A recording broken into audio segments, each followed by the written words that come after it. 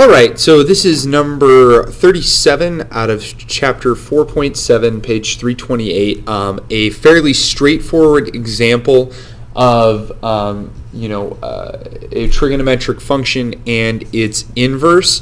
Now, one of the pieces to this is that hopefully you notice that here we have the inverse of sine and sine, and we do know the rule that those can cancel out, but we run into a little bit of a snag in this particular problem because the 5 pi over 2 is not within the allowed angle values for our function to be 1 to 1, so there wouldn't be an inverse here.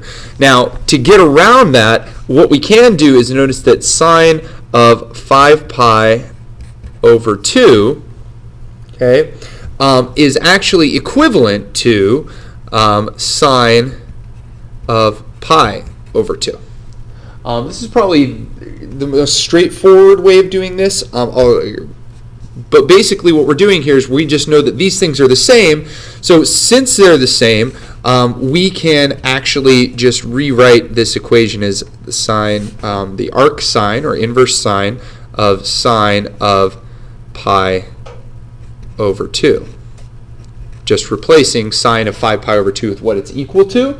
And that way we are within our allowed domain, and we're allowed to do that simply because this is on the inside of the parentheses, meaning that it comes first, so it's okay. We can do we're going to have to do the sine of 5 pi over 2 first anyway.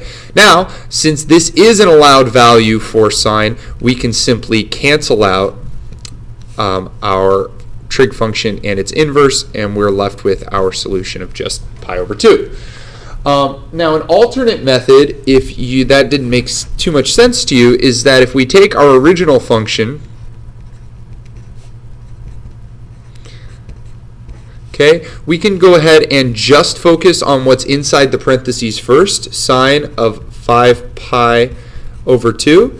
Now, again, because of this, if we think about it, well, I could just rewrite it as sine of pi over 2, but another way of looking at it is that the reference angle of this is just pi over 2, meaning that I just want to know what sine of pi over 2 is. Well, sine of pi over 2 is going to just equal 1. Okay? And now what we're going to end up doing is say, well, now I just want to go ahead and put sine, or the inverse sine of, well, since this is equal to 1, I can replace it with 1. And now we want to ask the question, sine of what angle is equal to 1? Well, if you know your unit circle well enough, this should be a relatively simple process, and we should know that that angle needs to be pi over 2. Meaning that our final answer, once again, is pi over 2.